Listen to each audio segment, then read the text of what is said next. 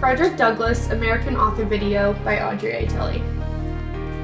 Fredrick Douglass was born in a slave cabin on a large plantation in February of 1818. Growing up as a slave, Douglass took every opportunity in his bondage to gather knowledge, teaching himself how to read and write.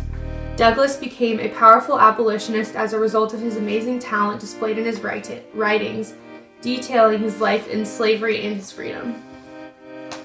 Douglass has three major works. His first one, My Bondage, My Freedom, tells the story of his life as a slave and about his freedom after he escaped. He details the challenges of being educated while going through the life of slavery. Douglass also wrote a newspaper called the North Star, a secret abolitionist newspaper giving slaves information and hope on escaping to the North. His third major work was his narrative of the life of Fredrick Douglass, an American slave, detailing his life in slavery.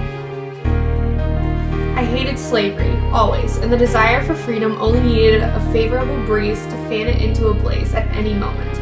Thought of only being a creature of the present and the past troubled me, and I longed to have a future with hope in it. Fredrick Douglass. Fredrick Douglass lived in the plantation/antebellum era, the Reconstruction era, and the Gilded Age. Douglass's life as a slave during the plantation antebellum era gave him first-hand experiences of slavery that he was able to share with his readers. Living through the Reconstruction era and the Gilded Age influenced his writings as he called African Americans to fight for their rights.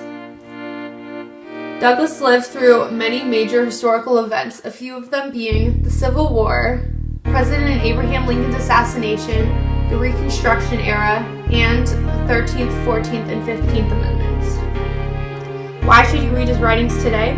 Fredrick Douglass's writings display slavery in a brutally honest and descriptive way, and they show the importance of education, especially when it's extremely hard to get.